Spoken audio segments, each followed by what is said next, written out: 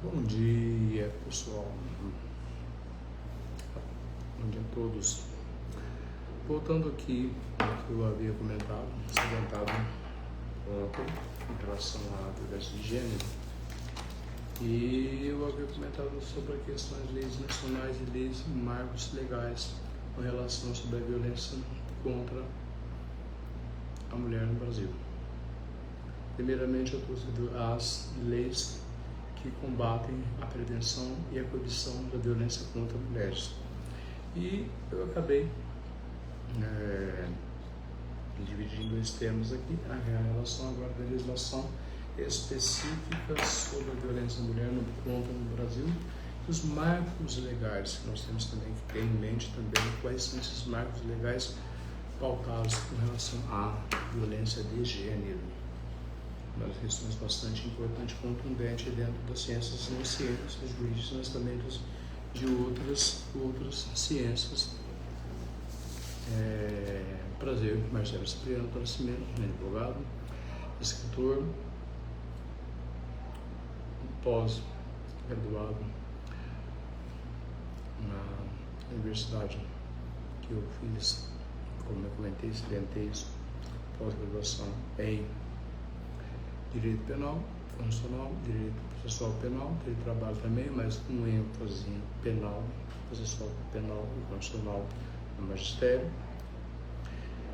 Fiz especialização no agronegócio, na questão das direitos da sustentável, meio ambiente sustentável, e mais para frente eu gravo outras pautas com relação a essa agenda 2030, que vamos ver se ela vai ser cumprida novamente, pelo menos a metade. E ao mesmo tempo eu passo aqui também, sou mestre pela Universidade Federal de Mato Grosso do Sul, com o polo da FAMED, Medicina, ao qual eu tive a honra de terminar com isso, meu mestrado, com relação ao bullying, transporte escolar, e estou no segundo ano, graças a Deus, com relação, agora meu tema é pessoa com deficiência. Mas a pauta do tema aqui, em discussão, em comento, é com relação ao que nós havíamos falado, a questão voltada e pautado, leis nacionais e quais são os marcos legais com relação sobre as leis de combate a qualquer tipo de violência contra a mulher no Brasil. Então, eu trouxe praticamente a Lei Maria da Penha, alterada em 2022, a Lei Maria da Penha, alterada em 2006, a Lei do Feminicídio de 2015, a Lei do Minuto Seguinte de 2013, eu comentei também sobre a Lei 2018, crime de profanação sexual, comentei sobre a questão da Lei 13.642, desculpe, 2018, falei sobre a Lei 3.931 de 2019 e também comentei sobre a questão da Lei Carolina Dickmann, conhecida também, e Lei 2.637 de 2012, comentei sobre a Lei Joana Maranhão de 2015, Lei 2.650, a Lei do Sinal Vermelho contra a Violência Doméstica, se atende sempre a essas questões, a Lei 14.192 de 2021, que é a prevenção e combate à violência política contra a mulher, nos crimes de divulgação de fato ou vídeo conteúdo inverídico, no período de campanha eleitoral, tá joia? Também falei sobre a Lei 14.324 de 2022, que é a questão do Dia Nacional da Luta contra a Endometriose, e também tratei sobre a Lei 14.326 de 2022, que é a Lei 7.210 de 1994, que ela altera aqui para assegurar a mulher presa gestante ou puérpera tratamento humanitário, tá joia? Agora nós vamos tratar sobre as questões Depois adentraremos em outras pautas com relação a os tipos e as alterações que houve, até chegar num ponto que nós temos que ainda tem um certo que a resistência ao tema, mas nunca pode se calar. Por isso que cale-se para a violência, que continua cada vez mais essa violência exacerbada e ao mesmo tempo uma sociedade totalmente dominada pelo, eu disse anteriormente no vídeo anterior, dominada pelo machismo estruturado, que assola a nossa sociedade por questões de raizadas culturais e por questões também de cunho machismo patriarcal. Tá joia? Muito bem?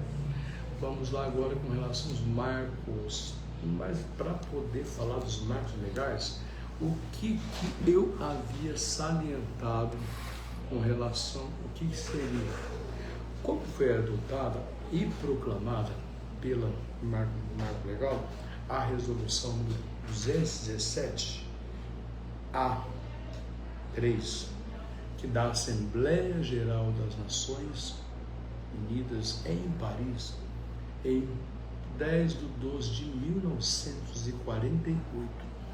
O que acontece aqui? É a Declaração Universal dos Direitos Humanos.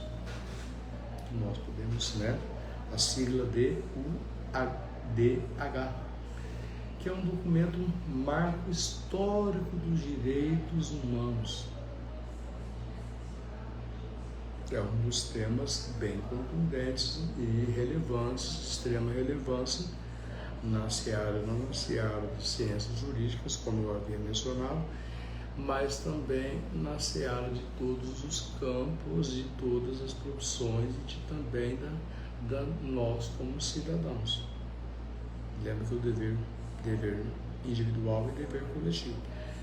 Com relação à Convenção sobre a Eliminação de todas as formas de discriminação contra a mulher. A Convenção, agora eu vou entrar em uma, porque história ao mesmo tempo, ao passo que essa historicidade ela é bem importante para poder entender até onde que chega depois as normas que vêm sendo cada vez mais alteradas, como disse, distribuição, redistribuição, porque essa questão da historicidade, embora seja temas um pouco abrangentes com relação à leitura, mas são temas bem importantes, de extrema relevância para o prisma não só quando vai tratar sobre qualquer forma de violência, ok? Mas ao mesmo tempo também para a nossa questão de segurança, não apenas jurídica, mas quais segurança que nós podemos ter dentro da seara do poder executivo, legislativo e judiciário com relação ao combate da violência de gênero, comentada, salientada na pauta anterior. Ok? Tá joia? Então vamos lá, a Convenção de Belém do Pará. O que ela traz lá? Como ela ficou conhecida com a Convenção Interamericana para prevenir, punir, olha, os objetivos dela: prevenção, punição, erradicação à violência contra a mulher, que ela foi adotada na referida cidade em 9 de junho de 1994, estabelecendo que ela conceitua qual o conceito dessa convenção. O conceito dela é a violência contra mulheres, reconhecendo como uma violação aos direitos humanos. e estabelece que o dever dos estados signatários, que é isso, os estados que têm tratados com os países também, com relação à ONU, tá joia? Com o propósito de criar o quê? Quais são os tipos de criação de situações de prevenção? Com o propósito do quê? De criar condições reais de rompimento com um ciclo de violência.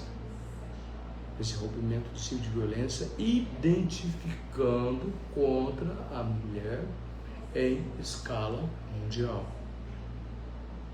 Então, a própria Convenção de Belém do Pará, que ficou conhecida como Convenção Interamericana para Prevenção, Punição e Erradicação contra a Violência contra a Mulher, porque esse é um dos marcos legais que temos que entender também.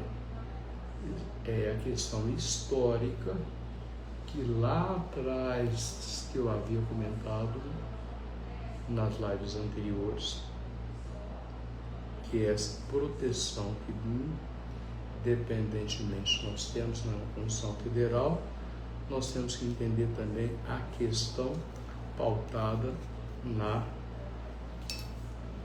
questões culturais, sociais, econômicas e ao mesmo tempo também, olha os balãozinhos, né? Mas tudo bem.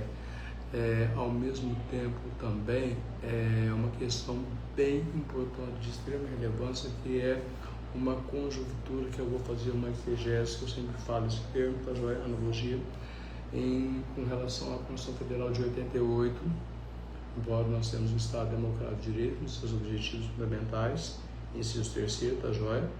Da questão voltada da dignidade da pessoa humana, mas o que está acontecendo muito hoje no mundo, na nossa contemporaneidade, são as violências contra o gênero, e essa violência contra o gênero, ela assola cada vez mais cada mulher que se cala no meio de uma violência, que é vítima de uma violência em decorrência do que no lugar da mulher, é como eu sempre digo, falei isso dentro de casa, fiz uma gravação de tempo atrás, foi semana passada, provavelmente, acho que foi isso mesmo. Com relação às violências, então uma das questões bem contundentes aqui é a questão do que? A vítima. Por que a pessoa torna-se vítima? A pessoa torna-se vítima da violência em decorrência do que? Do medo. Principalmente em sociedades patriarcais, com esse machismo estrutural. Então esse medo que vai tornando cada vez mais com que a mulher cale-se diante de uma violência. Ou ela pode ter medo dentro de casa, já que vem desse patriarcal pelos pais, e o medo. Quem nunca assistiu algum filme relacionado, entendeu? Alguma uma mulher em outros países, filmes de outros países assim, quem é que gosta de assistir alguns filmes, que depois eu passo até quais filmes que são bacanas com relação a traz bem contundente essa questão de violação dos direitos da mulher. Tem filmes que falam, por exemplo, se a menina fica grávida e o pai, põe para fora de casa, e tem um filme, eu esqueci agora, me falha a memória qual é o nome do filme, mas é bem interessante esse filme. Então vamos lá na pauta, essa questão desse instrumento, essa convenção de Belém do Pará, de 1994, ela traz uma questão bem legal, que o instrumento legal internacional que trata, tem outro instrumento também, que é a questão do tráfico de pessoas, em especial mulheres e crianças, que é o protocolo de Palermo. Pode reparar que eu estou trazendo historicidade, tá joia? Depois eu vou entrar em outra pauta, para não ficar uma questão muito longa e bem extensa com relação, mas é de extrema relevância sabermos pelo menos o porquê que houve esses direitos conferidos nos países signatários que fazem tratados, e o Brasil é um deles.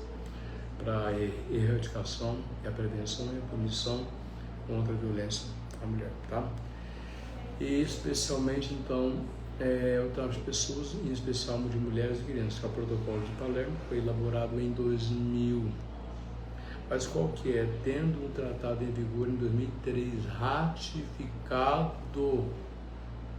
pelo Brasil por meio do decreto de 5.017, de 12/3/2004, que promulgou o protocolo, oficialmente conhecido como Protocolo Adicional à Convenção das Nações Unidas contra Crime Organizado Transnacional relativo à prevenção, repressão e punição ao tráfico de pessoas, em especial qual objeto, qual tipo de proteção tutelado nesse tráfico internacional, a proteção a mulheres e crianças, tá joia?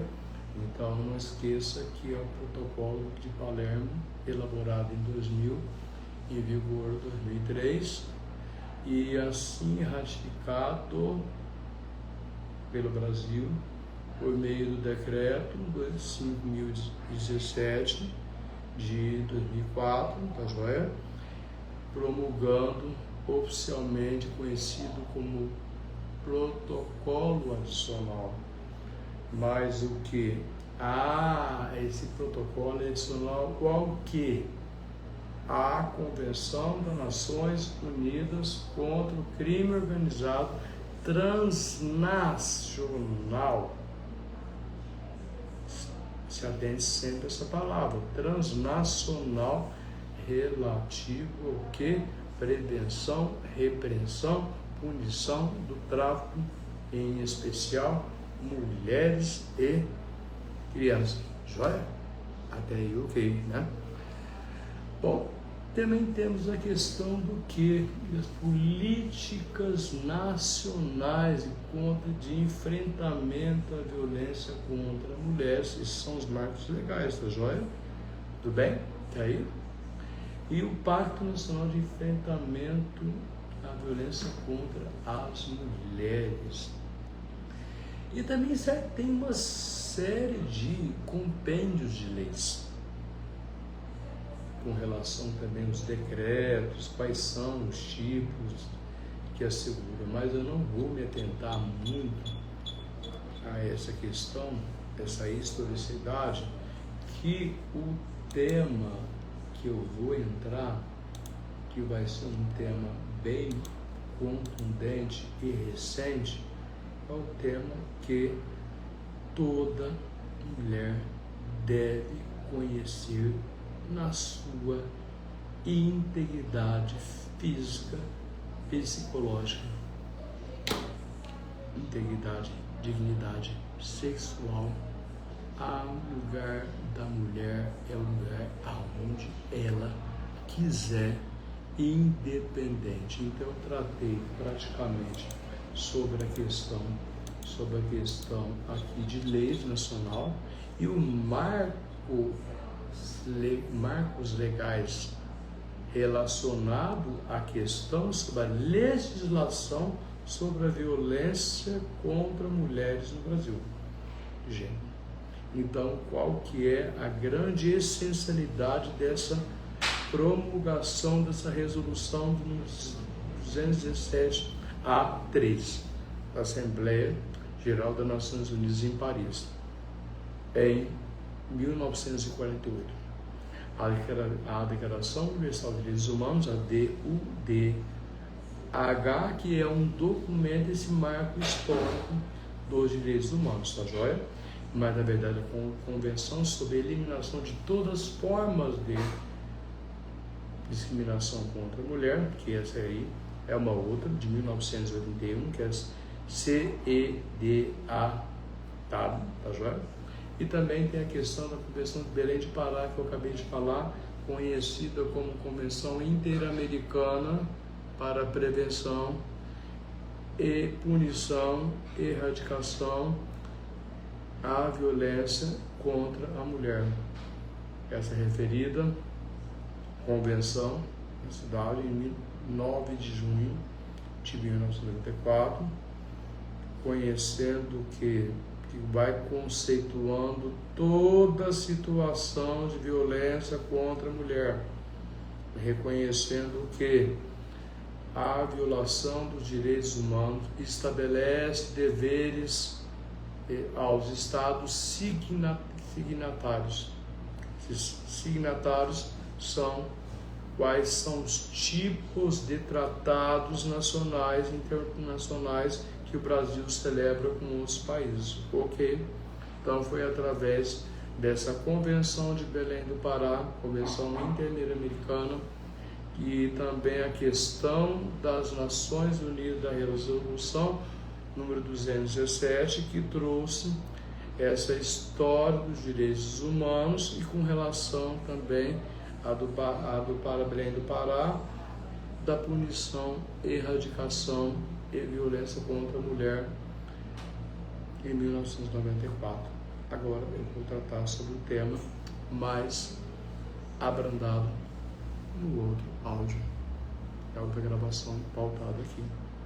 Um tema de extrema relevância, o porquê dos motivos da questão aonde chega a fase do iter crimes, cogitação, atos preparatórios, atos executórios e exaurimento. Por isso que eu falo sempre, Constituição Federal, a Lei de Bullying, Cyberbullying, Lei 13.185/2015, ao mesmo tempo também a tipificação que enquadrou em 2024, e agora tratamos sobre a questão do feminicídio alterado, ok? Prazer, Marcelo, já volto à pauta para podermos dar continuidade ao que mais tem de importante, a integridade física, psicológica, sexual da mulher, ok? Um abraço a todos e a todas, já eu volto com uma nova pauta, a questão dessa violência, que assola cada vez mais o nosso país.